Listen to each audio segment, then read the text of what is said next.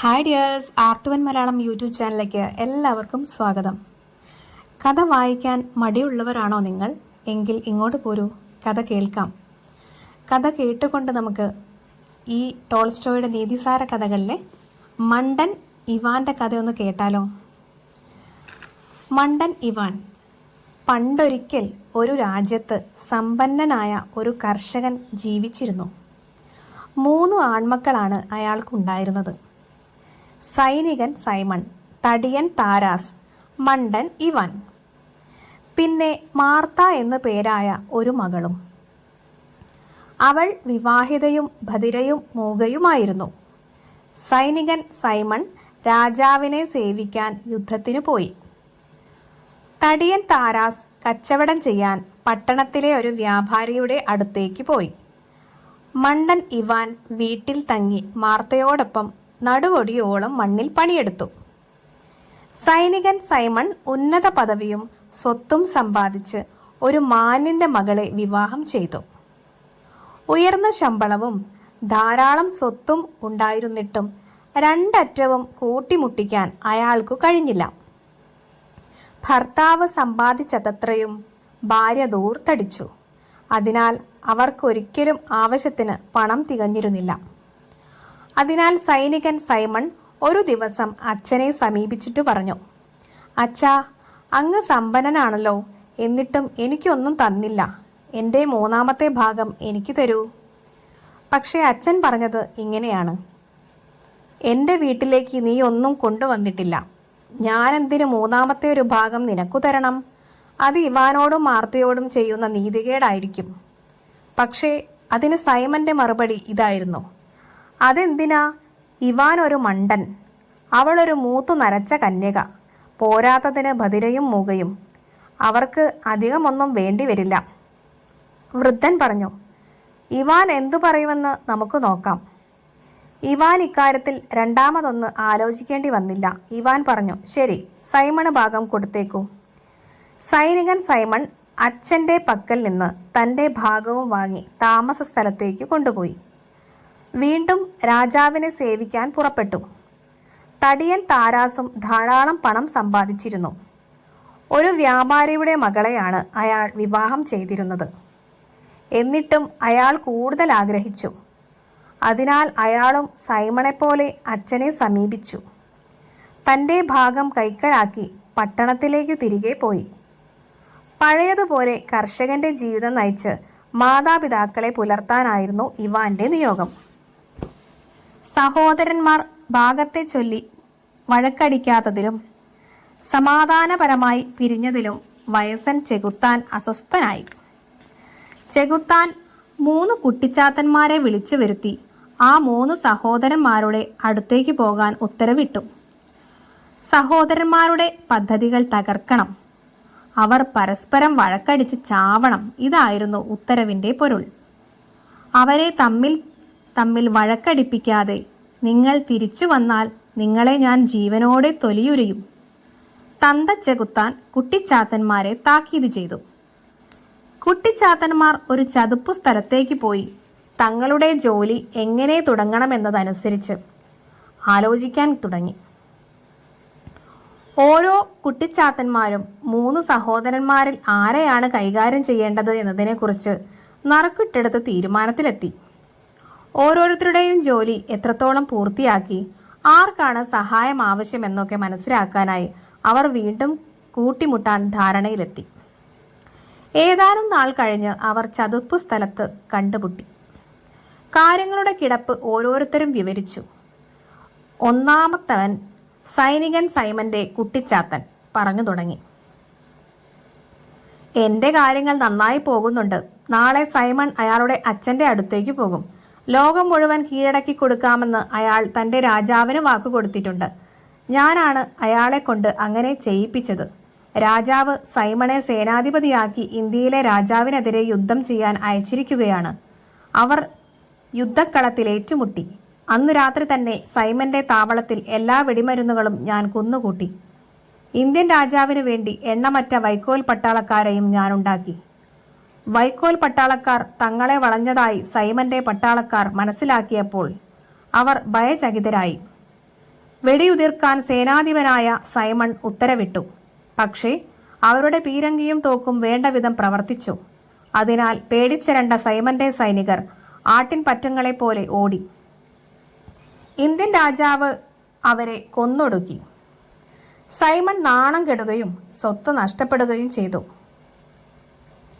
അതുകൊണ്ട് തന്നെ നാളെ അവർ അയാളെ കൊല്ലാൻ പോവുകയാണ്. ഇനി എനിക്ക് ഒരു ദിവസത്തെ ജോലി കൂടിയേ ചെയ്തു തീർക്കാൻ ബാക്കിയുള്ളൂ. വീട്ടിലേക്ക് ഒളിച്ചോടാൻ പാകത്തിൽ സൈമണെ ജയിലിൽ നിന്ന് പുറത്തു കടത്തണം. നാളെ എനിക്ക് ഒഴിവാണ്. നിങ്ങളിൽ ആർക്കെങ്കിലും എൻ്റെ സഹായം ആവശ്യമുണ്ടോ? അപ്പോൾ തടിയൻ താരാസിന്റെ കുട്ടിച്ചാത്തൻ പറഞ്ഞു, എനിക്കൊരു സഹായവും ആവശ്യമില്ല. എൻ്റെ ജോലിയെല്ലാം ശരിക്കും നടക്കുന്നുണ്ട്. എന്തു കണ്ടാലും വാങ്ങാൻ കൊതിക്കാത്ത വിധം അയാളെ ഞാൻ അത്യാഗ്രഹിയാക്കി തീർത്തു. ധാരാളം സമ്മാനങ്ങൾ വാങ്ങിക്കൂട്ടാനായി അയാൾ പണമെല്ലാം ചെലവഴിച്ചു കഴിഞ്ഞിരിക്കുന്നു. ഇപ്പോഴും വാങ്ങൽ തുടർന്നുകൊണ്ടിരിക്കുകയാണ്. പണം കടം വാങ്ങിയും താരാസ് ചെലവഴിക്കാൻ തുടങ്ങിയിരിക്കുന്നു. കടബാധ്യത അയാളുടെ കഴുത്തിലൊരു ഭാരം പോലെ തൂങ്ങിക്കിടക്കുകയാണ്. ഒരാഴ്ചയ്ക്കുള്ളിൽ അയാൾക്ക് കടം വീട്ടേണ്ട സമയം വന്നു ചേരും. അതിനകം അയാളുടെ വ്യാപാര ചരക്കുകളെല്ലാം ഞാൻ ചാണകമാറ്റി മാറ്റും. കാശ് കൊടുക്കാൻ കഴിയാതെ അയാൾക്ക് അച്ഛനെ ആശ്രയിക്കേണ്ടി വരും. പിന്നീട് മൂന്നാമൻ ഇവാന്റെ കുട്ടിച്ചാത്തൻ വിവരമറിയിച്ചു. എൻ്റെ കാര്യങ്ങൾ മോശമായാണ് മുന്നേറുന്നത്. ഞാൻ ഇവാന്റെ ക്വാസ് പാനീയത്തിൽ തുപ്പി. അയാൾക്ക് വയറുവേദന ഉണ്ടാവാൻ വേണ്ടിയാണ് അങ്ങനെ ചെയ്തത്. പിന്നീട് ഞാൻ അയാളെ പണിയെടുക്കുന്ന വയലിൽ പോയി. ഇനി അവിടെ പണിയെടുക്കാൻ കഴിയാത്ത വിധം മണ്ണ് കല്ലുപോലെ ഉറപ്പുള്ളതാക്കി. ഞാൻ കരുതി അയാൾ ആ മണ്ണ് ഇനി ഉഴുതുമറിക്കില്ലെന്ന്. പക്ഷേ ആ മണ്ടൻ കലപ്പയുമായി വന്ന് പൂട്ടാൻ തുടങ്ങി. വയറ്റിൽ വേദന കൊണ്ട് അയാൾ ഞരങ്ങിയെങ്കിലും പൂട്ടൽ തുടർന്നു. ഞാൻ കലപ്പയൊടിച്ചു കളഞ്ഞു. അയാൾ വീട്ടിൽ പോയി പുതിയതൊന്നു കൊണ്ടുവന്നു വീണ്ടും പൂട്ടാൻ ആരംഭിച്ചു. ഞാൻ മണ്ണിനടിയിലേക്ക് ഇഴഞ്ഞു ചെന്ന് കലപ്പനാക്ക് പിടിച്ചു വലിച്ചു. പക്ഷേ അയാൾ കലപ്പയിൽ ശക്തിയായി ഭാരമോന്നി. മൂർച്ചയേറിയ കലപ്പനാക്ക് എൻ്റെ കൈകൾ മുറിച്ചു. വയൽ ഒട്ടുമിക്കവാറും ഇവാൻ പൂട്ടിക്കഴിഞ്ഞിരിക്കുന്നു. ഇനി ചെറിയൊരു തുണ്ട് മാത്രമേ ബാക്കിയുള്ളൂ. വരൂ സഹോദരന്മാരെ, എന്നെ സഹായിക്കൂ. മണ്ടൻ ഇവാനെ നമുക്ക് ശരിയാക്കാൻ കഴിഞ്ഞില്ലെങ്കിൽ നമ്മുടെ എല്ലാ വേലയും വെറുതെ ആയിപ്പോകും. ആ മണ്ടൻ ഭൂമിയിൽ തുടർന്നും പണിയെടുക്കുകയാണെങ്കിൽ അവർ ദാരിദ്ര്യം എന്താണെന്നറിയില്ല. കാരണം 2 സഹോദരന്മാരെയും അയാളായിരിക്കും പോറ്റുക. സൈനികൻ സൈമന്റെ കുട്ടിച്ചാത്തൻ അടുത്ത ദിവസം വന്ന് സഹായിക്കാമെന്ന് വാക്കുകൊടുത്തു. അങ്ങനെ അവർ പിരിയുകയും ചെയ്തു. അടുത്ത ദിവസം നിലം പൂട്ടൽ പൂർത്തിയാക്കാനായി ഇവാൻ പോയി. വയറു വേദനിച്ചെങ്കിലും കലപ്പ കെട്ടി അയാൾ പൂട്ടാൻ തുടങ്ങി. പക്ഷേ ഒരു ചാലുഴുത് തിരിച്ചു വരുമ്പോൾ കലപ്പ വേരിൽ കുടുങ്ങിയതുപോലെ ഉടക്കി നിന്നു. കലപ്പ നാക്കിനു ചുറ്റും കാലുകൾ പിണച്ചു വെച്ച് പിന്നാക്കം പിടിച്ചു വലിച്ച ഒരു കുട്ടിച്ചാത്തനായിരുന്നു അത്. ഇതെന്തൊരു വിചിത്ര സാധനം, ഇവാൻ വിചാരിച്ചു. ഇവിടെ വേരുകൾ ഒട്ടും ഉണ്ടായിരുന്നില്ലല്ലോ, എന്നിട്ടും ഇവിടെ ഇതാ ഇപ്പോഴൊരു വേര്. ഇവാൻ ഉഴവുചാലിലേക്ക് കൈകൾ ആഴത്തിൽ തള്ളി തപ്പി നോക്കി. മൃദുലമായതെന്തോ കയ്യിൽ തടഞ്ഞപ്പോൾ അതിനെ പിടികൂടി പുറത്തെടുത്തു. ജീവനുള്ള ഒരു കുട്ടിച്ചാത്തൻ. ഇതെന്തൊരു വൃത്തികെട്ട സാധനം, ഇവാൻ പറഞ്ഞു. അതിനെ കലപ്പയിലടിച്ചു കൊല്ലാൻ അയാൾ കൈ ഉയർത്തിയപ്പോൾ കുട്ടിച്ചാത്തൻ ഉറക്കെ നിലവിളിച്ചു. എന്നെ കൊല്ലരുതേ, അവൻ യാചിച്ചു. നിങ്ങൾക്ക് എന്താണ് ഇഷ്ടമുള്ളത്, അത് ഞാൻ ചെയ്തു തരാം. എൻ്റെ വയറു വേദനിക്കുന്നു, അത് മാറ്റൂ, ഇവാൻ പറഞ്ഞു. കുട്ടിച്ചാത്തൻ ചാലിലേക്ക് കുനിഞ്ഞ് എന്തോ പരതി. എന്നിട്ട് നഖങ്ങൾ കൊണ്ട് മാന്തി ചെറിയൊരു വേര് വലിച്ചെടുത്തു. 3 കവരങ്ങളുള്ള ഒരു വേര്. അവനത് ഇവാന് കൈമാറി. നോക്കൂ, കുട്ടിച്ചാത്തൻ പറഞ്ഞു. ഈ കവരങ്ങളിലൊന്ന് വിഴുങ്ങുന്നയാൾക്ക് എന്ത് രോഗമുണ്ടെങ്കിലും ഭേദമാകും. ഇവാൻ വേരിൻ്റെ ഒരു കവര ചീന്തിയെടുത്ത് വിഴുങ്ങി. വയറുവേദന പെട്ടെന്ന് നിന്നു. തന്നെ വിട്ടയക്കണമെന്ന് കുട്ടിച്ചാത്തൻ ഇവാനോട് വീണ്ടും യാചിച്ചു.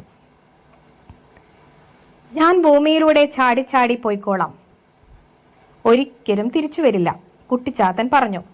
ശരി, ഇവാൻ പറഞ്ഞു. ദൈവം നിനക്ക് തുണയാകട്ടെ.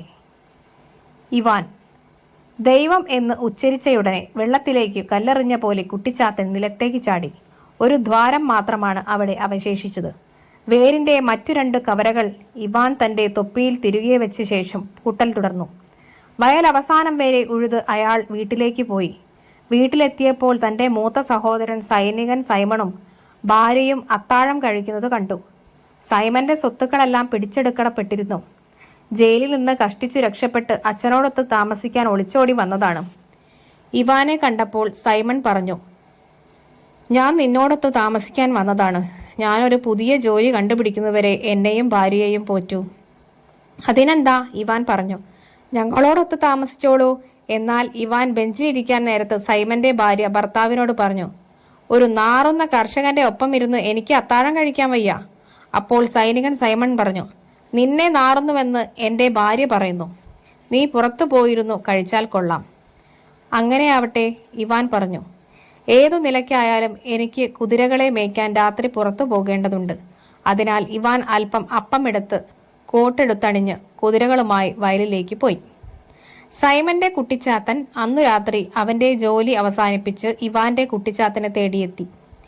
മണ്ടൻ ഇവാനെ ഒതുക്കാൻ സഹായിക്കുകയായിരുന്നു ലക്ഷ്യം. അവൻ ഇവാന്റെ വയലിലെത്തി തന്റെ സഖാവിനെ പലയിടത്തും അന്വേഷിച്ചു. പക്ഷേ കൂട്ടുകാരന് പകരം ഒരു ദ്വാരം മാത്രമാണ് അവന് കാണാൻ കഴിഞ്ഞത്. എന്റെ കൂട്ടുകാരന് എന്തോ ദൗർഭാഗ്യം സംഭവിച്ചിരിക്കുന്നു, അവൻ വിചാരിച്ചു. അവന്റെ സ്ഥാനം ഞാൻ ഏറ്റെടുക്കേണ്ടിയിരിക്കുന്നു. വയലെല്ലാം ഉഴുതുമറിച്ചു കഴിഞ്ഞിരിക്കുന്നു. അതിനാൽ മണ്ടനെ മൈതാനത്ത് വെച്ചു കൈകാര്യം ചെയ്യണം. പക്ഷേ ആദ്യത്തെ കുട്ടിച്ചാത്തന് സംഭവിച്ച അതേ വിധി തന്നെയാണ് ഇവനെയും കാത്തുകിടക്കുന്നത്. ഇവാനെ ഒതുക്കാൻ പലതവണ ശ്രമിച്ചതിനു ശേഷം അവൻ കമ്പ് ധാന്യത്തിൻ്റെ കൂമ്പാരത്തിനുള്ളിലേക്ക് കടന്നുകൂടി. ധാന്യം അഴുകി നശിപ്പിക്കുകയായിരുന്നു അവൻ്റെ ഉദ്ദേശം. പിറ്റേന്നു രാവിലെ ഇവാൻ മാർത്തയോടൊപ്പം കമ്പ് വണ്ടിയിൽ കയറ്റാൻ പോയി. കൂമ്പാരത്തിനടുത്തെത്തി ധാന്യം വണ്ടിയിലേക്ക് എടുത്തെറിയാൻ തുടങ്ങി. ഇവാൻ 2 കറ്റകൾ വണ്ടിയിലേക്കെറിഞ്ഞു. അത് കഴിഞ്ഞപ്പോൾ മാർത്ത തൻ്റെ പല്ലിക്കോരിക കൊണ്ട് അവയിൽ ആഞ്ഞുകുത്തി. അതു നേരെ ചെന്നു തറച്ചത് കുട്ടിച്ചാത്തൻ്റെ മുതുകിലാണ്. ഇവാൻ കോരിക ഉയർത്തി നോക്കി. അതിൻ്റെ കവരയ്ക്ക് മുകളിൽ ജീവനുള്ളൊരു കുട്ടിച്ചാത്തൻ. അത് വളഞ്ഞു പൊളഞ്ഞ് ചാടിപ്പോകാനുള്ള ശ്രമത്തിലാണ്. വൃത്തികെട്ട സാധനമേ, നീ വീണ്ടും വന്നോ? ഞാൻ മറ്റൊരുവനാണ്, കുട്ടിച്ചാത്തൻ പറഞ്ഞു. ഒന്നാമത്തവൻ എൻ്റെ സഹോദരനായിരുന്നു. ഞാൻ നിങ്ങളുടെ സഹോദരൻ സൈമന്റെ കൂടെയായിരുന്നു. ശരി, ഇവാൻ പറഞ്ഞു. നീ ആരായാലും വേണ്ടില്ല, നിനക്കും അതേ വിധി തന്നെയാണ്. കുട്ടിച്ചാത്തനെ ഇവാൻ വണ്ടിയിൽ ആഞ്ഞടിച്ച് കൊല്ലാൻ പുറപ്പെട്ടപ്പോൾ അത് നിലവിളിച്ചുകൊണ്ട് പറഞ്ഞു, എന്നെ വെറുതെ വിടൂ. നിങ്ങൾ ആവശ്യപ്പെടുന്ന എന്തും ഞാൻ തരാം. എന്താണ് നിനക്ക് ചെയ്യാൻ കഴിയുക? നിങ്ങൾ ഇഷ്ടപ്പെടുന്ന എന്തിൽ നിന്നും എനിക്ക് പട്ടാളക്കാരെ ഉണ്ടാക്കാൻ കഴിയും. പക്ഷേ അവരെ കൊണ്ടുള്ള ഉപയോഗമെന്താണ്? ഏതു തരത്തിലും അവരെ നിങ്ങൾക്ക് ഉപയോഗിക്കാം. അവർക്ക് എന്തും ചെയ്യാൻ കഴിയും. അവർക്ക് പാടാൻ കഴിയുമോ? കഴിയും. എങ്കിൽ അല്പം പട്ടാളക്കാരെ ഉണ്ടാക്കൂ, കുട്ടിച്ചാത്തൻ പറഞ്ഞു. ഒരു കറ്റ കമ്പെടുത്ത് നിലത്ത് കുത്തനെ നിർത്തിയ ശേഷം ഇപ്രകാരം പറഞ്ഞു, ഓ കറ്റേ, എന്നുടയടിയമേ, ഞാനിതാ ഉത്തരവേകിയിടുന്നു. വൈക്കോലെല്ലാം സൈനികരായി വളർന്നു വലുതാകട്ടെ വേഗം. ഇവാൻ ഒരു കറ്റയെടുത്ത് നിലത്ത് കുത്തി നിർത്തിയ ശേഷം ഈ വാക്കുകൾ ഉരുവിട്ടു. കറ്റക്കെട്ടഴിഞ്ഞ് വെവ്വേറെയായി സൈനികരായി മാറി. സൈനികർക്ക് മുന്നിൽ ഒരു കാഹളമോതുവന്നവനും ചെണ്ടക്കാരനും തങ്ങളുടെ ഉപകരണങ്ങൾ പ്രവർത്തിച്ചു കൊണ്ടിരുന്നു. ഇവാൻ ഹൃദ്യമായി ചിരിച്ചു. രസകരമായിരിക്കുന്നു, ഇവാൻ പറഞ്ഞു. പെൺകുട്ടികൾക്ക് ഇത് നന്നായി ഇഷ്ടപ്പെടും. ഇനി എന്നെ പോകാൻ അനുവദിക്കൂ, കുട്ടിച്ചാത്തൻ പറഞ്ഞു. പോകാൻ വരട്ടെ, ഇവാൻ പറഞ്ഞു. മെതിച്ച കറ്റകൾ കൊണ്ട് മാത്രമേ ഞാൻ സൈനികരെ ഉണ്ടാക്കൂ, അല്ലെങ്കിൽ ധാന്യം പാഴായിപ്പോകും. സൈനികരെ തിരിച്ച് വീണ്ടും കറ്റയാക്കി മാറ്റുക എങ്ങനെയെന്ന് എനിക്ക് പഠിപ്പിച്ചു തരണം. എനിക്കത് മെതിക്കണം. അപ്പോൾ കുട്ടിച്ചാത്തൻ പറഞ്ഞു, ഇപ്രകാരം ഉരുവിടൂ. സൈനികരെല്ലാം വേഗത്തിൽ വൈക്കോലായി തീരട്ടെ. വിശ്വസ്തനാം എന്നടിമയ്ക്ക് ഞാൻ ഉത്തരവേകിയിടുന്നു. ഇവാൻ ഈ വാക്കുകൾ ഉരുവിട്ടതോടെ കറ്റ വീണ്ടും പ്രത്യക്ഷപ്പെട്ടു. കുട്ടിച്ചാത്തൻ വീണ്ടും യാചിക്കാൻ തുടങ്ങി. ഇനി എന്നെ വിട്ടയക്കൂ. ശരി, പോയിക്കോളൂ. ഇവാൻ കുട്ടിച്ചാത്തനെ കവരമുള്ളിൽ നിന്ന് വേർപെടുത്തി. ദൈവം നിന്റെ കൂടെ ഉണ്ടാകട്ടെ, ഇവാൻ പറഞ്ഞു. ദൈവത്തിന്റെ പേര് പറഞ്ഞതോടെ വെള്ളത്തിലേക്ക് കല്ലെറിഞ്ഞ പോലെ കുട്ടിച്ചാത്തൻ നിലത്തേക്ക് ചാടി. ഒരു ദ്വാരം മാത്രമാണ് അവിടെ അവശേഷിച്ചത്. ഇവാൻ വീട്ടിലേക്ക് തിരിച്ചെത്തിയപ്പോൾ അവിടെ മറ്റേ സഹോദരൻ തടിയൻ താരാസ് ഉണ്ടായിരുന്നു. അയാളും ഭാര്യയും അത്താഴം കഴിക്കുകയാണ്. താരാസ് തന്റെ കടങ്ങൾ വീടുന്നതിൽ പരാജയപ്പെട്ടത് മൂലം കടക്കാരിൽ നിന്ന് ഓടി ഒളിച്ച് അച്ഛന്റെ അടുത്തേക്ക് വന്നതായിരുന്നു. ഇവാനെ കണ്ടപ്പോൾ അയാൾ പറഞ്ഞു, നോക്കൂ, ഞാൻ വീണ്ടും ഒരു ബിസിനസ് ആരംഭിക്കുന്നവരെ എന്നെയും ഭാര്യയെയും നീ പുലർത്തണം. ശരി, ഇവിടെ താമസിച്ചോളൂ, ഇവാൻ പറഞ്ഞു. എനിക്ക് ഈ മണ്ടന്റെ കൂടെ ഇരുന്ന് ആഹാരം കഴിക്കാൻ വയ്യ. ഇയാളെ വിയർപ്പ് നാറിയിട്ട് വയ്യ. ഇതു കേട്ടപ്പോൾ തടിയൻ താരാസ് പറഞ്ഞു, ഇവാൻ, നിന്നെ വല്ലാതെ നാറ്റം. പോയി പുറത്തിരുന്ന് തിന്നോളൂ. ശരി, അങ്ങനെയാവട്ടെ. അല്പം അപ്പം എടുത്ത് മുറ്റത്തേക്ക് നടക്കവേ ഇവാൻ പറഞ്ഞു, എന്തു തന്നെയായാലും എനിക്ക് പുറത്തുപോയി കുതിരകളെ മേയ്ക്കേണ്ട സമയമായി. താരാസിന്റെ കുട്ടിച്ചാത്തന് അന്നു രാത്രി പ്രത്യേകിച്ച് പണിയൊന്നുമില്ലാതിരുന്നാൽ നേരത്തെ പറഞ്ഞുറപ്പിച്ച പ്രകാരം തന്റെ കൂട്ടുകാരെ തേടിയെത്തി. മണ്ടൻ ഇവാനെ കീഴടക്കുകയായിരുന്നു ലക്ഷ്യം. അവൻ വയലിൽ പോയി കൂട്ടുകാരെ അന്വേഷിച്ചു. അവിടെ ആരും ഉണ്ടായിരുന്നില്ല. ഒരു ദ്വാരം മാത്രം. എന്റെ കൂട്ടുകാർക്ക് എന്തോ ദൗർഭാഗ്യം പടഞ്ഞിരിക്കുന്നു, അവൻ കരുതി. അവരുടെ സ്ഥാനം ഞാൻ ഏറ്റെടുത്ത് മണ്ടൻ ഇവാനെ കൈകാര്യം ചെയ്യേണ്ടിയിരിക്കുന്നു. അതിനാൽ കുട്ടിച്ചാത്തൻ ഇവാനെ അന്വേഷിച്ചു നടന്നു. ധാന്യം സംഭോരമായി കൂട്ടിയിട്ട ശേഷം കാട്ടിൽ വിറക് വെട്ടുകയായിരുന്നു ഇവാൻ. ഒന്നിച്ചു താമസിക്കുക മൂലം രണ്ടു സഹോദരന്മാർക്കും വീട്ടിൽ സ്ഥലസൗകര്യമില്ലായ്മ അനുഭവപ്പെട്ടിരുന്നു. തങ്ങൾക്ക് പുതിയ വീടുകൾ ഉണ്ടാക്കാൻ അവർ ഇവാനോട് മരം മുറിക്കാൻ ആവശ്യപ്പെട്ടിരുന്നു. ഇവാൻ ജോലി നിർത്തിവെച്ചത് മനസ്സിലാക്കിയ കുട്ടിച്ചാത്തൻ ഉത്സാഹം വർദ്ധിച്ചു. അവസാനം അയാൾ തളർന്നിരിക്കുന്നു. അവൻ ചിന്തിച്ചു, അയാൾ ഇതുപേക്ഷിക്കും. ഇനി ഞാൻ അല്പം വിശ്രമിക്കട്ടെ. കുട്ടിച്ചാത്തൻ ഒരു മരക്കൊമ്പിൽ കാലുകൾ ഇരുവശത്തേക്കും കവച്ചു വെച്ചിരുന്നു അമർത്തിച്ചിരിച്ചു. ഇവാൻ എഴുന്നേറ്റ് കോടാലി വലിച്ചെടുത്ത് എതിർവശത്തു നിന്നും മരം ആഞ്ഞു വെട്ടി. വെട്ടിന്റെ ശക്തി മൂലം മരം പെട്ടെന്ന് നിലം പതിച്ചു. ഇങ്ങനെ സംഭവിക്കുമെന്ന് കുട്ടിച്ചാത്തൻ വിചാരിച്ചിരുന്നില്ല. ഓർക്കാപ്പുറത്തുണ്ടായതു മൂലം അവന് കാലുകൾ വലിച്ചെടുക്കാൻ കഴിഞ്ഞില്ല. ഒരു കൊമ്പ് മുറിഞ്ഞ് അവന്റെ പാദം അതിനടിയിൽ കുടുങ്ങി. ഇവാൻ ചില്ലകൾ വെട്ടിമാറ്റാൻ തുടങ്ങിയപ്പോഴാണ് കുട്ടിച്ചാത്തനെ കണ്ടത്. അയാൾ ആശ്ചര്യപ്പെട്ടുപോയി. എന്തൊരു വൃത്തികെട്ട സാധനം, ഇവാൻ പറഞ്ഞു. നീ വീണ്ടും ഇവിടെ വന്നല്ലോ. ഞാൻ മറ്റൊരുവനാണ്, കുട്ടിച്ചാത്തൻ പറഞ്ഞു. ഞാൻ നിങ്ങളുടെ സഹോദരൻ താരാസിനോടൊപ്പമായിരുന്നു. നീ ആരായിരുന്നാലും ശരി, നിന്റെ വിധി അതുതന്നെയാണ്. ഇവാൻ കോടാലി ചുഴറ്റി കുട്ടിച്ചാത്തനെ വെട്ടാനൊരുങ്ങവേ അവൻ കേണപേക്ഷിക്കാൻ തുടങ്ങി. എന്നെ കൊല്ലരുത്. നിങ്ങൾ ഇഷ്ടപ്പെടുന്നത് എന്തും ഞാൻ ചെയ്യാം. നിനക്ക് എന്താണ് ചെയ്യാൻ കഴിയുക? നിങ്ങൾക്ക് ആവശ്യമുള്ളിടത്തോളം പണം ഉണ്ടാക്കി തരാൻ എനിക്ക് കഴിയും. ശരി, എങ്കിൽ അല്പം പണമുണ്ടാക്കൂ. എങ്ങനെയാണ് അതുണ്ടാക്കുക എന്ന് കുട്ടിച്ചാത്തൻ കാണിച്ചു കൊടുത്തു. ഈ ഓക്കുമരത്തിൽ നിന്ന് അല്പം ഇലകളെടുക്കൂ, അവൻ പറഞ്ഞു. അവ കയ്യിലിട്ട് ഉരസിയാൽ സ്വർണം ഉതിർന്നു വീഴും. ഇവാൻ അല്പം ഇലകളെടുത്ത് ഉരസി. സ്വർണ്ണ നാണയങ്ങൾ നിലത്തു വീണ് ഉരുണ്ടു.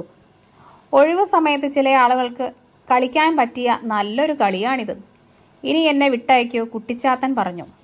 ശരി, പോയിക്കോളൂ, ഇവാൻ കുട്ടിച്ചാത്തനെ വിട്ടയച്ചുകൊണ്ട് പറഞ്ഞു. ദൈവം നിന്റെ കൂടെ ഉണ്ടാവട്ടെ. ഇവാൻ ദൈവത്തിന്റെ പേര് പറഞ്ഞ ഉടനെ വെള്ളത്തിലേക്ക് എറിഞ്ഞ കല്ലുപോലെ കുട്ടിച്ചാത്തൻ നിലത്തേക്ക് ചാടി. ഒരു ദ്വാരം മാത്രമാണ് അവിടെ അവശേഷിച്ചത്. സൈമണും താരാദാസും വീടുകൾ പണിത് വെവ്വേറെ താമസമാക്കി. ഇവാൻ കൊയ്ത്തു ജോലി പൂർത്തിയാക്കിയ ശേഷം മദ്യം വാറ്റി. എന്നിട്ട് കൊയ്ത്തു സദ്യയിൽ പങ്കെടുക്കാൻ സഹോദരന്മാരെ ക്ഷണിച്ചു. പക്ഷെ അവർ വന്നില്ല. ഞങ്ങൾക്കറിഞ്ഞുകൂടെ ഒരു കൃഷിക്കാരന്റെ അവധികാല സദ്യ എങ്ങനെയായിരിക്കുമെന്ന് അവർ പുച്ഛത്തോടെ പറഞ്ഞു. അതിനാൽ ഇവാൻ കൃഷിക്കാരെയും അവരുടെ ഭാര്യമാരെയും സൽക്കരിച്ചു. അല്പം ഉന്മത്തനാകുന്നതുവരെ അയാൾ മദ്യപിച്ചു. പിന്നീട് തെരുവിൽ ഒരു കൂട്ടം നർത്തകരുടെ ഇടയിലേക്കിറങ്ങി. തന്റെ ബഹുമാനാർത്ഥം ഒരു പാട്ട് പാടണമെന്ന് ഇവാൻ സ്ത്രീകളോട് ആവശ്യപ്പെട്ടു. അതിനു കാരണമായി അയാൾ പറഞ്ഞു, നിങ്ങൾ ജീവിതത്തിൽ ഇതിനു മുമ്പൊരിക്കലും കാണാത്ത ചില സാധനങ്ങൾ ഞാൻ നിങ്ങൾക്കു തരും. സ്ത്രീകൾ ചിരിച്ചു അയാളുടെ നന്മകൾ പാടിപ്പുകഴ്ത്തി. സ്തുതിഗീതം അവസാനിച്ചപ്പോൾ അവർ പറഞ്ഞു, ഇനി ഞങ്ങൾക്ക് നിങ്ങളുടെ സമ്മാനം തന്നാട്ടെ. ഞാനത് ഇപ്പോൾ കൊണ്ടുവരാം, അയാൾ പറഞ്ഞു. ഇവാൻ ഒരു കുട്ടയെടുത്ത് കാട്ടിലേക്കോടി. പെണ്ണുങ്ങൾ ചിരിച്ചു. അയാൾ ഒരു വിഡ്ഢിയാണ്, അവർ പറഞ്ഞു. പിന്നീട് അയാളെക്കുറിച്ച് മറന്നു. പക്ഷേ ഇവാൻ ഒരു കുട്ടയിൽ നിറയെ സാധനങ്ങളുമേന്തി തിരിച്ചോടി വന്നത് അവർ കണ്ടു. അയാൾ ഒരു കൈ നിറയെ സ്വർണ്ണ നാണയങ്ങൾ വാരി സ്ത്രീകൾക്ക് എറിഞ്ഞുകൊടുത്തു. സ്വർണം പെറുക്കിയെടുക്കാൻ പെണ്ണുങ്ങൾ തമ്മിൽ പൊരുതിയത് കാണേണ്ട കാഴ്ച തന്നെയായിരുന്നു.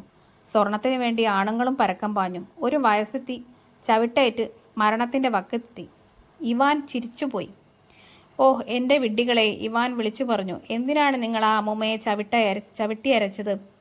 അടങ്ങിയിരിക്കൂ, ഞാൻ നിങ്ങൾക്ക് ഇനിയും തരാം. ഇവാൻ അവർക്ക് വീണ്ടും സ്വർണ്ണ നാണയങ്ങൾ എറിഞ്ഞുകൊടുത്തു. ജനങ്ങൾ തടിച്ചുകൂടിയപ്പോൾ ഇവാൻ തൻ്റെ പക്കലുണ്ടായിരുന്ന മുഴുവൻ സ്വർണവും അവർക്ക് കൊടുത്തു. അവർ കൂടുതൽ ചോദിച്ചെങ്കിലും ഇവാൻ പറഞ്ഞു, എൻ്റെ കയ്യിൽ ഇപ്പോൾ ഇത്രയേ ഉള്ളൂ. അടുത്ത തവണ നിങ്ങൾക്ക് ഞാൻ കൂടുതൽ തരാം. ഇനി നമുക്ക് നൃത്തം ചെയ്യാം. നിങ്ങളെ എനിക്ക് പാട്ട് പാടിത്തരൂ. സ്ത്രീകൾ പാടാൻ തുടങ്ങി. നിങ്ങളുടെ പാട്ടുകൾ നന്നല്ല, ഇവാൻ പറഞ്ഞു. പിന്നെ എന്തു പാട്ടുകളാണ് നല്ലത്? അവർ ചോദിച്ചു. ഞാനതുടനെ കാണിച്ചു തരാം, അയാൾ പറഞ്ഞു. ഇവാൻ കളപ്പുരയിലേക്ക് ഓടി ഒരു കറ്റയെടുത്ത് മെതിച്ച ശേഷം അത് നിലത്ത് കുത്തനെ നിർത്തി. എന്നിട്ട് ഇപ്രകാരം ഉരുവിട്ടു. ഓ കാറ്റേ, എന്നുടെ അടിമേ, ഞാനിതാ ഉത്തരവേകിയിടുന്നു. വൈക്കോലെല്ലാം സൈനികരായി വളർന്നു വലുതാകട്ടെ വേഗം. കറ്റക്കെട്ടഴിഞ്ഞ് വെവ്വേറെയായി സൈനികരായി മാറി. ചെണ്ടകൊട്ടലും കാഹളമൂത്തും തുടങ്ങി. ഇവാൻ അവരോടൊത്ത് തെരുവിലേക്കിറങ്ങി. ജനങ്ങൾ അത്ഭുത സ്തബ്ധരായി. സൈനികർ അഭ്യാസങ്ങൾ നടത്തുകയും പാടുകയും ചെയ്തു. പിന്നീട് ഇവാൻ ജനങ്ങൾ തന്നെ പിന്തുടരുന്നത് തടഞ്ഞു. അവരെ മെതിക്കളത്തിലേക്ക് നയിച്ചു. സൈനികരെ വീണ്ടും കറ്റകളാക്കി മാറ്റി യഥാസ്ഥാനത്ത് അടുക്കി വെച്ചു. അയാൾ വീട്ടിൽ പോയി കുതിരാലയത്തിൽ കിടന്നുറങ്ങി. ഇതിനെക്കുറിച്ചെല്ലാം കേട്ടറിഞ്ഞ സൈനികൻ സൈമൺ പിറ്റേന്നു രാവിലെ തൻ്റെ സഹോദരനായ ഇവാനെ സമീപിച്ചു. എവിടെ നിന്നാണ് നിനക്ക് ഈ പട്ടാളക്കാരെയെല്ലാം കിട്ടിയത്? സൈമൺ ചോദിച്ചു. എവിടേക്കാണ് നീ അവരെ കൊണ്ടുപോയത്? ഇത് അറിഞ്ഞിട്ട് ചേട്ടൻ എന്തു കാര്യം? ഇവാൻ ചോദിച്ചു. പട്ടാളക്കാരെ കൊണ്ട് ഒരാൾക്ക് എന്തു ചെയ്യാം? രാജ്യം ജയിച്ചടക്കാം. ഇവാൻ അത്ഭുതപ്പെട്ടു. പിന്നീട് ഇവാൻ സഹോദരനെ കളപ്പുരയിലേക്ക് കൂട്ടിക്കൊണ്ടുപോയി. മെതി നിലത്ത് ഒരു കറ്റ കുത്തനെ നിർത്തി മന്ത്രം ഉരുവിട്ടു. ഒരു സൈനിക വ്യൂഹം പ്രത്യക്ഷപ്പെട്ടു. മറ്റൊരു കറ്റയിൽ നിന്ന് രണ്ടാമതൊരു സൈനിക വ്യൂഹത്തെ സൃഷ്ടിച്ചു. കളപ്പുര മുഴുവൻ നിറയും വരെ ഇവാൻ സൈനികരെ സൃഷ്ടിച്ചു. സൈമൺ അങ്ങേയറ്റം സന്തുഷ്ടനായി. അയാൾ സൈനിക നേതൃത്വം ഏറ്റെടുത്ത് യുദ്ധം ചെയ്യാനായി പുറപ്പെട്ടു. സൈനികൻ സൈമൺ പോയി അധികം കഴിയുന്നതിന് മുമ്പ് തടിയൻ താരാസ് എത്തി. കഴിഞ്ഞ ദിവസത്തെ ആശ്ചര്യകരമായ സംഭവത്തെക്കുറിച്ച് അയാളും കേട്ടിരുന്നു. താരാസ് സഹോദരനോട് ചോദിച്ചു. നിനക്ക് ഈ സ്വർണം കിട്ടിയത് എവിടെയെന്നും എങ്ങനെയെന്നും എന്നോട് പറയൂ. ഇത്തരം ഒരു സൗകര്യം എനിക്കുണ്ടായിരുന്നുവെങ്കിൽ ലോകത്തിലെ എല്ലാ ധനവും ഞാൻ കുന്നുകൂട്ടി വെക്കുമായിരുന്നു. ഇവാൻ ആശ്ചര്യപ്പെട്ടു. പിന്നീട് ഇരുവരും കാട്ടിലേക്ക് പോയി. ഇവാൻ ഓക്കിലകൾ ഉരസാൻ തുടങ്ങി. അയാൾ സ്വർണത്തിന്റെ വലിയൊരു കൂമ്പാരമുണ്ടാക്കി. തടിയൻ താരാസിന് സന്തോഷമടങ്ങാൻ സാധിച്ചില്ല. അങ്ങനെ ഒരു വണ്ടി നിറയെ ധനം ശേഖരിച്ച് അയാൾ കച്ചവടം ചെയ്യാൻ പോയി. കുറച്ചുനാൾ കഴിഞ്ഞപ്പോൾ സൈമണും താരാസും കണ്ടുമുട്ടി. ഇവാൻ തങ്ങളെ എങ്ങനെയാണ് സഹായിച്ചതെന്ന് പരസ്പരം അറിഞ്ഞു. സൈനികൻ സൈമൺ പറഞ്ഞു, ഞാനൊരു രാജ്യം കീഴടക്കി നന്നായി ജീവിക്കുന്നു. പക്ഷേ സൈനികരെ പുലർത്താൻ ആവശ്യമായത്ര പണം എൻ്റെ കയ്യിലില്ല. അപ്പോൾ തടിയൻ താരാസ് പറഞ്ഞു, ഞാനൊരു കൂമ്പാരം പണം ഉണ്ടാക്കിയിട്ടുണ്ട്. പക്ഷെ അത് കാത്തു സൂക്ഷിക്കാൻ സംരക്ഷകരും ആരുമില്ല. സൈനികൻ സൈമൺ പറഞ്ഞു, നമുക്ക് അനിയനെ സമീപിക്കാം. കൂടുതൽ പട്ടാളക്കാരെ ഉണ്ടാക്കാൻ ഞാൻ അവരോട് പറയും. നിന്റെ പണം സൂക്ഷിക്കാൻ സൈനികരെ നിനക്കു തരും. എൻ്റെ സൈനികരെ പോറ്റാൻ എനിക്ക് വേണ്ടി പണം ഉണ്ടാക്കാൻ നീ അവനോട് പറയണം. അങ്ങനെ ഇരുവരും ഇവാന്റെ അടുത്തേക്ക് പോയി. സൈമൺ പറഞ്ഞു, എൻ്റെ സൈനികർ എണ്ണത്തിൽ വളരെ കുറവാണ്. പ്രിയ സഹോദര, എനിക്ക് കുറച്ചുകൂടി സൈനികരെ ഉണ്ടാക്കി തരൂ. ഇനിയും സൈനികരെ ഉണ്ടാക്കി കൊടുക്കാൻ ഇവാൻ കൂട്ടാക്കിയില്ല. എടാ മരമണ്ട, നിനക്ക് എന്തുകൊണ്ടത് ചെയ്തുകൂടാ? കാരണം നിങ്ങളുടെ സൈനികർ ഒരാളെ കൊന്നു. ഇന്നാളൊരു ദിവസം ഞാൻ നിരത്തിനരികെ നിലമുഴുതു വരുമ്പോൾ ഒരു സ്ത്രീ ശവപ്പെട്ടിയിൽ വണ്ടിയിൽ കയറ്റി കൊണ്ടുപോകുന്നത് ഞാൻ കണ്ടു. അവർ കരഞ്ഞുകൊണ്ടിരുന്നു. ആരാണ് മരിച്ചതെന്ന് ഞാൻ ചോദിച്ചപ്പോൾ സ്ത്രീ പറഞ്ഞു, സൈമന്റെ സൈനികർ യുദ്ധത്തിൽ എൻ്റെ ഭർത്താവിനെ കൊന്നു. സൈനികർ പാട്ട് പാടുകയുള്ളൂ എന്നാണ് ഞാൻ കരുതിയത്. പക്ഷേ അവർ ഒരു മനുഷ്യനെ കൊന്നിരിക്കുന്നു. ഞാനിനി പട്ടാളക്കാരെ തരില്ല. കൂടുതൽ സ്വർണ്ണ നാണയം ഉണ്ടാക്കി കൊടുക്കാനായി തടിയൻ താരാസും മണ്ടൻ ഇവനോട് ചോദിച്ചു. പക്ഷേ ഇവാൻ നിഷേധാർത്ഥത്തിൽ തലയാട്ടി അത് സാധ്യമല്ലെന്ന് പറഞ്ഞു. എടാ മരമണ്ട, നിനക്കെന്തു ചെയ്തുകൂടാ? കാരണം നിങ്ങളുടെ സ്വർണ്ണ നാണയം മൈക്കിളിൻ്റെ മകളിൽ നിന്ന് പശുവിനെ കൊണ്ടുപോയി. അവൾക്ക് ഒരു പശു ഉണ്ടായിരുന്നു. അവിടെ കുഞ്ഞുങ്ങൾ അതിൻ്റെ പാലാണ് കുടിച്ചിരുന്നത്. കഴിഞ്ഞ ദിവസം ആ കുഞ്ഞുങ്ങൾ എൻ്റെ അടുത്ത് വന്ന് പാല് ചോദിച്ചു. അവർ പറഞ്ഞു, തടിയൻ താരാസിൻ്റെ കാര്യസ്ഥൻ വന്ന് അമ്മയ്ക്ക് 3 സ്വർണ്ണത്തുട്ടുകൾ കൊടുത്തു. അമ്മ അയാൾക്ക് പശുവിനെ നൽകി. ഇപ്പോൾ ഞങ്ങൾക്കൊന്നും കുടിക്കാനില്ല. നിങ്ങൾ സ്വർണ്ണ നാണയങ്ങളുമായി കളിക്കാൻ പോവുകയായിരുന്നു എന്നാണ് ഞാൻ കരുതിയത്. പക്ഷേ നിങ്ങൾ ആ കുഞ്ഞുങ്ങളുടെ പശുവിനെ കൊണ്ടു പോയിരിക്കുന്നു അല്ലേ? ഞാനിനി സ്വർണ്ണ നാണയങ്ങൾ തരില്ല. അതിനാൽ സഹോദരന്മാർ അവരുടെ പാട്ടിന് പോയി. പോകുമ്പോൾ ഇരുവരും തങ്ങളുടെ ബുദ്ധിമുട്ടുകളെ എങ്ങനെ നേരിടുമെന്നും ചർച്ച ചെയ്തു. നോക്കൂ, സൈമൺ പറഞ്ഞു, നമുക്കൊരു കാര്യം ചെയ്യാം. എൻ്റെ സൈനികരെ പോറ്റാൻ എനിക്ക് പണം തരൂ. നിന്റെ പണം സംരക്ഷിക്കാൻ എൻ്റെ പകുതി രാജ്യം സൈനികരോടൊപ്പം നിനക്കു തരാം. താരാ സമ്മതിച്ചു. അങ്ങനെ സഹോദരന്മാർ തങ്ങൾക്കുണ്ടായ പങ്കുവച്ചു. രണ്ടുപേരും രാജാക്കന്മാരായി തീർന്നു. രണ്ടുപേരും സമ്പന്നരുമായി. മാതാപിതാക്കളെ പുലർത്തിയും പതിരയായ സഹോദരിയോടൊപ്പം വയലിൽ പണിതെടുത്തും ഇവാൻ വീട്ടിൽ തന്നെ കഴിഞ്ഞുകൂട്ടി. ഒരു ദിവസം രോഗബാധിതരായ ഇവന്റെ വളർത്തുനായ മരണത്തിന്റെ വക്കിലെത്തി. അയാൾക്ക് നായയോട് അടങ്ങാത്ത സഹതാപം തോന്നി. അപ്പോഴാണ് കുട്ടിച്ചാത്തലിൽ നിന്ന് തനിക്ക് ലഭിച്ച വേരിന്റെ കാര്യം ഓർമ്മ വന്നത്. അവയിൽ ഒരു കമര ഉപയോഗിച്ച് അയാൾ നായയുടെ അസുഖം ഭേദമാക്കി. ആ വയസ്സൻ നായ പൂർണ്ണ ആരോഗ്യം വീണ്ടെടുത്ത് ഇവന്റെ മാതാപിതാക്കളെ ആശ്ചര്യപ്പെട്ടു. ഏതാണ്ട് ഇതേ കാലയളവിലാണ് രാജാവിന്റെ മകൾ രോഗിയായി തീർന്നത്. മകളുടെ രോഗം ഭേദമാക്കുന്ന ഏതൊരാൾക്കും തക്കതായ പ്രതിഫലം നൽകുമെന്നും എല്ലാ പട്ടണങ്ങളിലും ഗ്രാമങ്ങളിലും രാജാവ് വിളംബരം ചെയ്തു. അയാൾ അവിവാഹിതനാണെങ്കിൽ മകളെ വിവാഹം ചെയ്തു കൊടുക്കുകയും ചെയ്യും. ഇവാന്റെ മാതാപിതാക്കൾ അയാളെ വിളിച്ചു പറഞ്ഞു, രാജാവ് വിളംബരം ചെയ്ത് നീ കേട്ടില്ലേ? ഏത് രോഗവും മാറ്റുന്ന ആ വേരുകളാണ് ഇപ്പോഴും നിന്റെ കൈവശമുണ്ടല്ലോ. പോയി രാജാവിന്റെ മകളെ രോഗം മാറ്റിക്കൊടുക്കൂ. നിനക്ക് ജീവിതകാലം മുഴുവൻ സന്തോഷമായി ജീവിക്കാം. പോകാൻ തയ്യാറെടുക്കുന്ന ഇവാനെ അവർ നല്ല വസ്ത്രങ്ങൾ അണിയിച്ചു. പക്ഷേ വാതിലിന് പുറത്തു കടക്കവേ കൈക്ക് വൈകല്യം ബാധിച്ച ഒരു ഭിക്ഷക്കാരിയെ അയാൾ കണ്ടു. നിങ്ങൾക്ക് ചികിത്സിക്കാൻ കഴിയുമെന്ന് ഞാൻ കേട്ടു. ഭിക്ഷക്കാരി പറഞ്ഞു, എൻ്റെ കയ്യിലുള്ള വൈകല്യം മാറ്റി തന്നാലും എനിക്ക് തനിയെ ബൂട്ടിടാൻ പോലും വയ്യ. പേടിക്കേണ്ട, ഇവാൻ പറഞ്ഞു. അയാൾ തൻ്റെ കയ്യിലുള്ള ആ വേരെടുത്ത് അവൾക്ക് കൊടുത്തു. വിഴുങ്ങാൻ പറഞ്ഞു. അത് വിഴുങ്ങിയ ഭിക്ഷക്കാരുടെ രോഗം ഭേദമായി. ഉടനെ അവൾക്ക് കൈ ചലിപ്പിക്കാൻ കഴിഞ്ഞു. കൊട്ടാരത്തിലേക്ക് പോകുന്ന ഇവാനെ അനുഗമിക്കാൻ മാതാപിതാക്കൾ പുറത്തേക്ക് വന്നു. എന്നാൽ വേര് മറ്റൊരാൾക്ക് കൊടുത്തെന്നും രാജാവിന്റെ മകളെ ചികിത്സിക്കാൻ ഇനിയൊന്നും ബാക്കിയില്ലെന്നും കേട്ടപ്പോൾ അവരിരുവരും അവനെ വഴക്കു പറയാൻ തുടങ്ങി. പക്ഷേ ഇവാൻ രാജകൊട്ടാരത്തിലേക്ക് പോവുക തന്നെ ചെയ്തു. അയാൾ ഉമ്മറപ്പടിയിൽ കാലുകുത്തിയപ്പോഴേക്കും രാജകുമാരി സുഖം പ്രാപിച്ചു. രാജാവിന് സന്തോഷമായി. അവൻ രാജകുമാരിയെ വിവാഹം കഴിച്ചു. അധികകാലം കഴിയുന്നതിന് മുമ്പേ രാജാവ് മരിച്ചു. തുടർന്ന് ഇവാൻ രാജാവായി തീർന്നു. അങ്ങനെ 3 സഹോദരന്മാരും രാജാക്കന്മാരായി. 3 സഹോദരന്മാരും തങ്ങളുടെ രാജ്യങ്ങൾ ഭരിച്ചു. ഏറ്റവും മൂത്ത സഹോദരനായ സൈനികൻ സൈമൺ തന്റെ ബൈക്കോൽ പട്ടാളക്കാരോടൊപ്പം യഥാർത്ഥ പട്ടാളക്കാരെയും ചേർത്തി. ഓരോ 10 വീടുകളിൽ നിന്നും ഒരാൾ വീതം പട്ടാളത്തിൽ ചേരണമെന്നും ആ സൈനികൻ പൊക്കിക്കൂടിയവനും ശരീരശേഷിയുള്ളവനും ആയിരക്കണക്കിന് രാജ്യമെമ്പാടും അയാൾ കൽപ്പന അയച്ചു. ഇപ്രകാരം അയാൾ വലിയൊരു സൈന്യത്തെ സമാഹരിച്ചു. സർവ്വകാര്യങ്ങളിലും അയാൾക്ക് തൻ്റെതായ ഒരു വഴിത്തിരിവുണ്ടായതിനാൽ എല്ലാവരും അയാളെ ഭയപ്പെട്ടു. അയാൾ ആഗ്രഹിച്ചതെന്തും അയാൾ കണ്ണുവെച്ചതെന്തും അയാളുടേതായി. സൈനികർ അയാൾക്ക് എല്ലാം എത്തിച്ചു കൊടുത്തു. തടിയൻ താനാസം സന്തുഷ്ടനായിരുന്നു. അയാൾക്ക് ഇവാനിൽ നിന്ന് കിട്ടിയ പണം നഷ്ടപ്പെട്ടിരുന്നില്ല. അയാൾ അത് എത്രയോ ഇരട്ടിയായി വർദ്ധിപ്പിച്ചു. രാജ്യത്ത് ക്രമസമാധാനം നടപ്പിൽ വരുത്തി. അയാൾ തൻ്റെ പണപ്പെട്ടിയിൽ ഭദ്രമായി സൂക്ഷിക്കുകയും ജനങ്ങളുടെ മേൽ നികുതി ചുമത്തുകയും ചെയ്തു. ആൾവരി നടക്കുന്നതിൽ നിന്നും സവാരി ചെയ്യുന്നതിനും ചുങ്കം, ചെരുപ്പ്, കീഴ്ക്കാലുറ, വസ്ത്രനാട തുടങ്ങിയവർക്ക് നികുതി എന്നിവ താരാസ് രാജാവ് ഏർപ്പെടുത്തി. അയാളുടെ പണം അയാൾക്ക് എല്ലാം നേടിക്കൊടുത്തു. ജനങ്ങൾ അയാൾക്ക് വേണ്ടി പണിയെടുക്കാൻ സന്നദ്ധരായി. കാരണം എല്ലാവർക്കും പണമായിരുന്നു ആവശ്യം. മണ്ടൻ ഇവാന്റെ ജീവിതവും ഒട്ടും മോശമായിരുന്നില്ല. ഭാര്യ പിതാവ് മരിച്ചതിനുടനെ അയാൾ തൻ്റെ രാജകീയ വസ്ത്രങ്ങളെല്ലാം അഴിച്ചു മാറ്റി പെട്ടിയിൽ സൂക്ഷിക്കാൻ ഭാര്യയെ ഏൽപ്പിച്ചു. അയാൾ തൻ്റെ ചണനാര കൊണ്ടുള്ള കുപ്പായവും കാലുറയും മരത്തോൽ ചെരുപ്പും ധരിച്ച് വീണ്ടും ജോലി ചെയ്യാൻ തുടങ്ങി. ഇതെന്നെ മടുപ്പിക്കുന്നു, ഇവാൻ പറഞ്ഞു. ഞാൻ തടിച്ചു വരികയാണ്. വിശപ്പ് നഷ്ടപ്പെട്ടിരിക്കുന്നു. ഉറക്കവും കുറവ്. അയാൾ മാതാപിതാക്കളെയും മൂകയായ സഹോദരിയെയും തന്നോടൊത്ത് താമസിക്കാൻ കൊണ്ടുവന്നു. എന്നിട്ട് പഴയതുപോലെ ജീവിക്കാൻ തുടങ്ങി. പ്രജകൾ പറഞ്ഞു, പക്ഷേ അങ്ങനെ രാജാവല്ലേ? തീർച്ചയായും, ഇവാൻ പറഞ്ഞു. തിന്നണമെങ്കിൽ രാജാവായാലും ജോലി ചെയ്യണം. നിരവധി പേർ തങ്ങളുടെ തർക്കങ്ങൾ തീർക്കാനായി ഇവാനെ സമീപിച്ചു. ഒരാൾ പരാതിപ്പെട്ടു, അയാൾ എൻ്റെ പണം മോഷ്ടിച്ചു. അതിന് ഇവാന്റെ മറുപടി ഇതായിരുന്നു, അങ്ങനെയോ? എങ്കിലയാൾക്ക് പണത്തിന് വല്ലാത്ത മുക്കിട്ടായിരിക്കും. ഇവാൻ ഒരു മണ്ടനാണെന്ന് ജനങ്ങൾ ചിന്തിക്കാൻ തുടങ്ങി. ഭാര്യ അയാളോട് പറഞ്ഞു, എല്ലാവരും പറഞ്ഞു നിങ്ങളൊരു വിഡ്ഢിയാണെന്ന്. ശരിയാണ്, ഇവാൻ പറഞ്ഞു. ഭാര്യ അതിനെക്കുറിച്ച് വീണ്ടും ചിന്തിച്ചു. പക്ഷേ അവളും ഒരു വിഡ്ഢിയായിരുന്നു. ഞാൻ ഭർത്താവിനെതിരാണോ നീങ്ങുന്നത്? സൂചി പോകുന്നിടത്തേക്ക് നൂലും പോകുന്നു, അവൾ പറഞ്ഞു. അവൾ തൻ്റെ രാജകീയ വസ്ത്രങ്ങളൊക്കെ അഴിച്ചു മാറ്റി പെട്ടിയിലിട്ട് മാർത്തയോടൊപ്പം ചേർന്നു. മാർത്ത അവൾക്ക് ജോലി ചെയ്യാനും ഭർത്താവിന് ജോലിയിൽ സഹായിക്കാനും പഠിപ്പിച്ചു കൊടുത്തു. സുഖഭോഗപ്രിയരും വിവേകികളുമായ എല്ലാവരും ഇവാന്റെ രാജ്യം വിട്ടുപോയി. വിഡ്ഢികൾ മാത്രം അവശേഷിച്ചു. ആരുടെ പക്കലും പണമുണ്ടായിരുന്നില്ല. എല്ലാവരും പണിയെടുത്ത് തങ്ങളുടെ എല്ലാ ജനങ്ങളെയും പോറ്റി. 3 സഹോദരന്മാർക്ക് എപ്രകാരമാണ് നശിച്ചതെന്നറിയാൻ വയസ്സൻ ചെകുത്താന് ആകാംക്ഷയായി മാറി. കുട്ടിച്ചാത്തന്മാരിൽ നിന്നുള്ള വാർത്തകൾക്കായി ചെകുത്താൻ കാതോർത്തു. പക്ഷെ ഒരു വാർത്തയും വന്നില്ല. അതിനാൽ അവൻ തനിയെ പോയി അവരെ അന്വേഷിച്ചു നടന്നു. എന്നാൽ ആ 3 കുട്ടിച്ചാത്തന്മാർക്ക് പകരം 3 ദ്വാരങ്ങൾ മാത്രമാണ് വയസ്സൻ കണ്ടത്. അവർ പരാജയപ്പെട്ടിരിക്കുന്നു, അവൻ കരുതി. പിന്നീട് അവൻ സഹോദരന്മാരെ അന്വേഷിച്ചു പോയി. പക്ഷേ അവർ തങ്ങളുടെ പഴയ സ്ഥലങ്ങളിൽ ഉണ്ടായിരുന്നില്ല. വ്യത്യസ്ത രാജ്യങ്ങളിൽ രാജാക്കന്മാരായ സസുഖം വാണരുന്ന സഹോദരന്മാരെ അവർ കണ്ടു.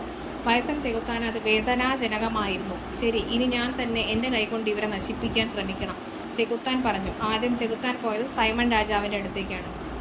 അതും ഒരു സേനാധിപതിയുടെ വേഷത്തിൽ. അങ്ങ് മഹാനായൊരു യോദ്ധാവാണെന്ന് ഞാൻ കേട്ടിരിക്കുന്നു തിരുമനസേൻ. ചെകുത്താൻ പറഞ്ഞു. എനിക്ക് യുദ്ധകാലം അറിയാവുന്നതുകൊണ്ട് ഞാനങ്ങയെ സേവിക്കാൻ ആഗ്രഹിക്കുന്നു. സൈമൺ രാജാവ് അവനെ മുഖ്യ സേനാധിപതിയാക്കി. ഒരു പ്രബല സൈന്യം രൂപീകരിക്കുന്നത് എങ്ങനെയാണെന്ന് പുതിയ സേനാധിപതി സൈമൺ രാജാവിനെ പഠിപ്പിച്ചു. ആദ്യമായി കൂടുതൽ സൈനികരെ നാം സമാഹരിക്കണം, ചെകുത്താൻ സേനാധിപതി പറഞ്ഞു. അങ്ങയുടെ രാജ്യത്ത് തൊഴിലില്ലാത്ത നിരവധി ചെറുപ്പക്കാരുണ്ട്. ഒരു ഒഴിവു കഴിവും അനുവദിക്കാതെ അവരെല്ലാം പട്ടാളത്തിലേക്ക് എടുക്കണം. അപ്പോൾ ഇപ്പോഴത്തെ 5 ഇരട്ടി സൈന്യം അങ്ങേക്കുണ്ടാവും. രണ്ടാമതായി നമുക്ക് പുതിയ തോക്കുകളും പീരങ്കികളും ഉണ്ടാവേണ്ടതുണ്ട്. ഒറ്റയടിക്ക് 100 ഉണ്ടകൾ ഉതിർക്കുന്ന തോക്കുകൾ ഞാൻ ഏർപ്പെടുത്താം. അവ പയറുമണികൾ പോലെ പറക്കും. എല്ലാറ്റിനെയും ചുട്ടുകരിക്കുന്ന പീരങ്കിയും ഞാൻ ഏർപ്പാടാക്കാം. അതിനാൽ എല്ലാ യുവാക്കളും തരംതിരിവ് കൂടാതെ പട്ടാളത്തിൽ ചേരണമെന്ന് സൈമൺ ഉത്തരവിട്ടു. പരിഷ്കരിച്ച് നിരവധി തോക്കുകളും പീരങ്കികളും ഉണ്ടാകുന്ന പുതിയ നിർമ്മാണശാലകൾ സ്ഥാപിക്കപ്പെട്ടു. പിന്നീട് സൈമൺ അയൽപ്പക്കത്തെ രാജാവിനോട് യുദ്ധം പ്രഖ്യാപിച്ചു. ഒരൊറ്റ ആക്രമണത്തെ ശത്രു സൈന്യത്തെ ചുട്ടരിക്കുകയും വികലാംഗരാക്കുകയും ചെയ്തു. അയൽപ്പക്കത്തെ രാജാവ് അടിമുടി പേടിച്ചു വിറച്ചു. അദ്ദേഹം രാജപദവി ഉപേക്ഷിച്ചു. സൈമൺ രാജാവ് സന്തുഷ്ടനായി. നോക്കിക്കൊള്ളൂ, സൈമൺ പറഞ്ഞു, ഞാൻ ഇന്ത്യയിലെ രാജാവിനെ കീഴടക്കും. എന്നാൽ ഇന്ത്യൻ രാജാവ് സൈമൺ രാജാവിന്റെ പദ്ധതികളെക്കുറിച്ച് കേട്ടറിഞ്ഞിരിക്കുന്നു. അതിനാൽ എല്ലാ തന്ത്രങ്ങളും ആവിഷ്കരിച്ച് കൂടുതൽ പട്ടാളത്തെ സമാഹരിച്ചു. സർവ്വ യുവാക്കളെയും മാത്രമല്ല, അവിവാഹിതരായ എല്ലാ യുവാക്കളുടെയും കൂടി അദ്ദേഹം സൈന്യത്തിലേക്കെടുത്ത് സൈമൺ രാജാവിൻ്റെതിനേക്കാളും വലിയ പട്ടാളത്തെ സമാഹരിച്ചു. മുകളിൽ നിന്ന് പൊട്ടിത്തെറിക്കുന്ന ബോംബുകൾ എറിയാൻ വായുവിലൂടെ പറക്കുന്ന ഒരു രീതിയും അദ്ദേഹം ആവിഷ്കരിച്ചു. സൈമൺ രാജാവ് ഇന്ത്യൻ രാജാവിനെതിരെ യുദ്ധസന്നാഹം നടത്തി. മറ്റേ രാജാവിനെ കീഴടക്കിയതുപോലെ ഇന്ത്യൻ രാജാവിനെ കീഴടക്കാമെന്ന് അയാൾ വ്യാമോഹിച്ചു. പക്ഷേ നന്നായി മുറിഞ്ഞിരുന്ന അരിവാളിന്റെ മൂർച്ച ഇപ്പോൾ കുറഞ്ഞുപോയി. വെടിയുണ്ട പായുന്ന ദൂരത്തിനകത്തേക്ക് സൈമൺ സൈന്യത്തിന് കടന്നുവരാൻ ഇന്ത്യൻ രാജാവ് ഇടകൊടുത്തില്ല. സൈമന്റെ സൈന്യത്തിനു മുകളിൽ പൊട്ടിത്തെറിക്കുന്ന ബോംബുകൾ വർഷിക്കാൻ യുവസൈന്യത്തിനു മുകളിൽ യുവതികളെയും അയക്കുകയാണ് ചെയ്തത്. കൂറകൾക്ക് മേൽ വെൺകാരെന്ന പോലെ സൈമന്റെ സൈന്യത്തിന് മുകളിൽ സ്ത്രീകൾ ബോംബ് വർഷിക്കാൻ തുടങ്ങി. സൈന്യം പിന്തിരിഞ്ഞോടിയപ്പോൾ തുടർന്ന് സൈമൺ തനിയെയായി. അങ്ങനെ ഇന്ത്യൻ രാജാവ് സൈമന്റെ രാജ്യം പിടിച്ചടക്കി. സൈനികൻ സൈമൺ കഴിയുന്നത്ര വേഗം സ്ഥലം വിട്ടു. സഹോദരന്മാരിൽ ഒരാളെ ഒതുക്കിയ ശേഷം വയസ്സൻ ചെകുത്താൻ താരാസ് രാജാവിനെ സമീപിച്ചു. ഇത്തവണ അവൻ ഒരു വ്യാപാരിയായി വേഷം മാറി താരാസിന്റെ സാമ്രാജ്യത്തിൽ ഒരു കച്ചവട സ്ഥാപനം തുടങ്ങി.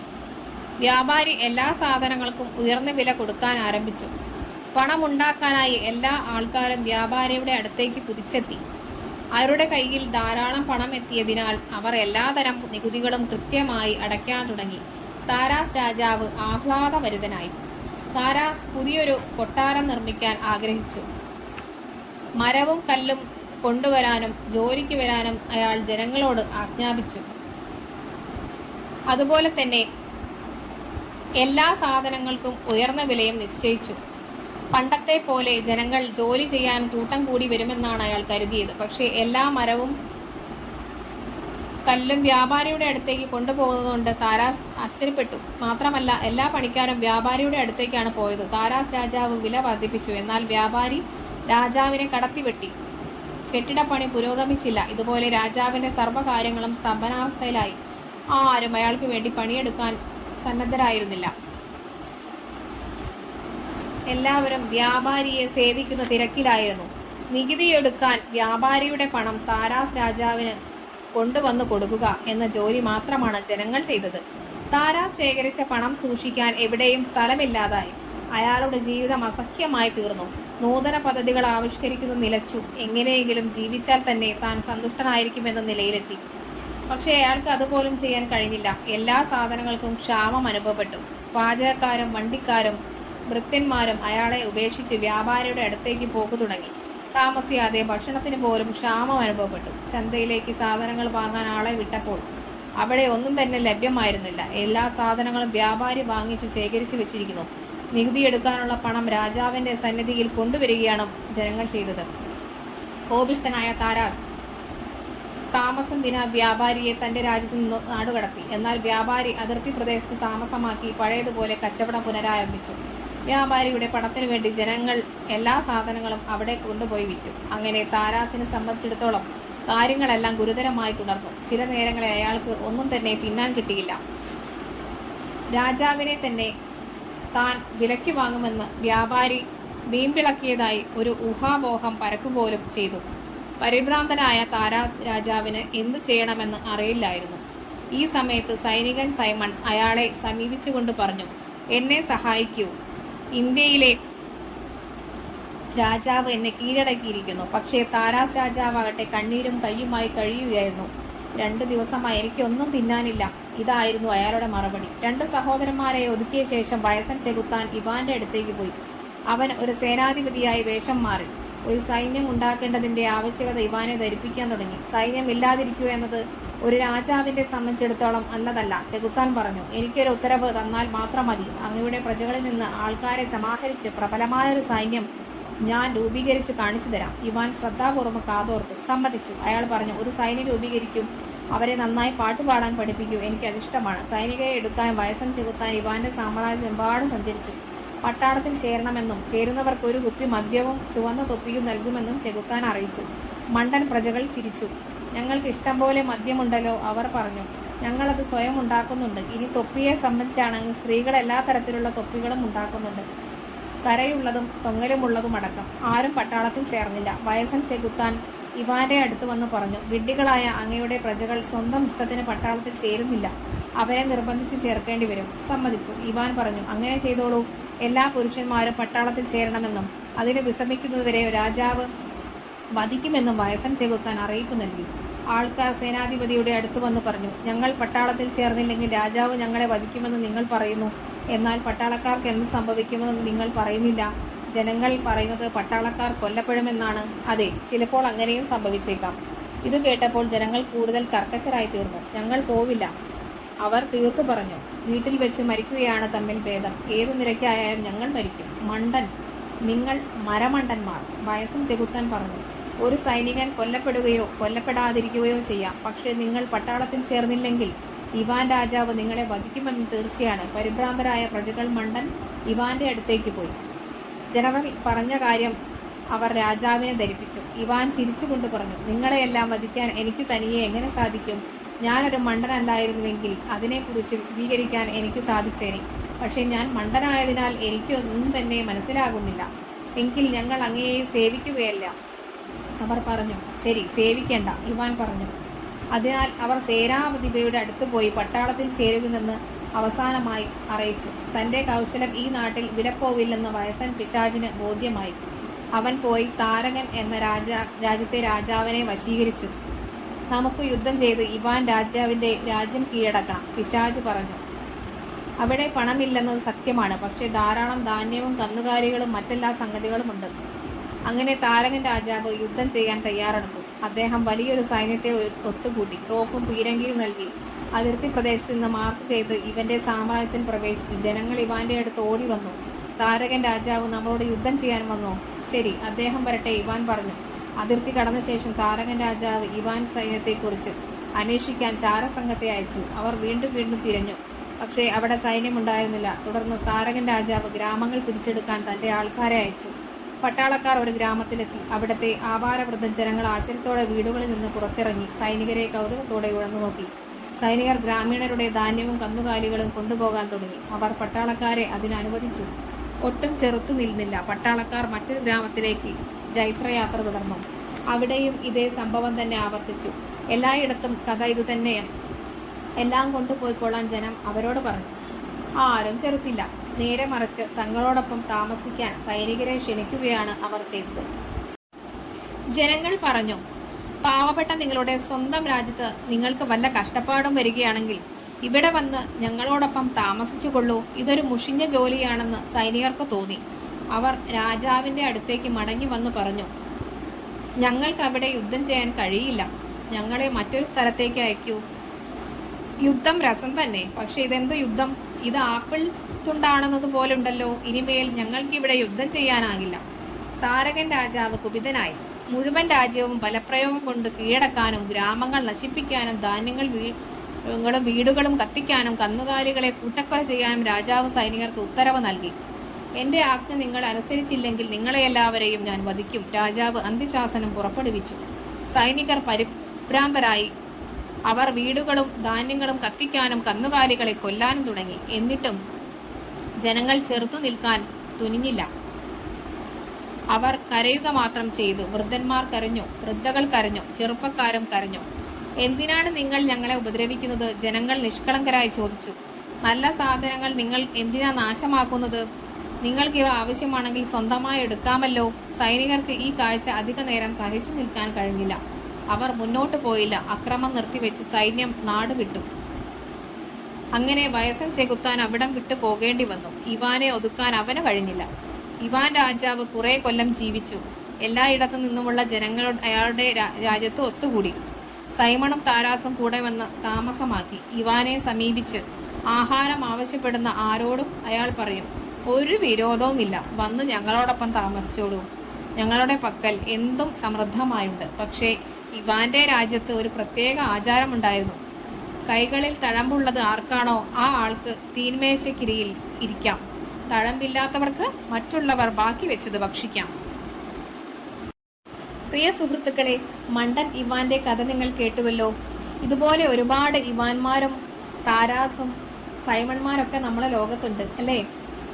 അപ്പോൾ ഈ കഥ നിങ്ങൾക്ക് ഇഷ്ടമായിട്ടുണ്ടെങ്കിൽ ലൈക്ക് ചെയ്യാനും ഷെയർ ചെയ്യാനും കമൻറ്റ് ചെയ്യാനും അതുപോലെ സബ്സ്ക്രൈബ് ചെയ്യാതെ കാണുന്നവരുണ്ടെങ്കിൽ സബ്സ്ക്രൈബ് ചെയ്യാനും ഓർമ്മിക്കണേ. പിന്നെ ടോൾസ്റ്റോയുടെ നീതിസാര കഥകളിലെടുത്ത ഒരു പാർട്ട് 2 ഞാനിപ്പോൾ ഇവിടെ പറഞ്ഞത്. പുനരാഖ്യാനം എൻ മൂസക്കുട്ടിയാണ്. ഇതുപോലെ നല്ല കഥകളുമായിട്ട് ഞാൻ ഇനിയും വരും. നിങ്ങൾക്ക് ഈ കഥ ഇഷ്ടപ്പെട്ടുവെങ്കിൽ തീർച്ചയായും നിങ്ങൾ ഷെയർ ചെയ്യുക.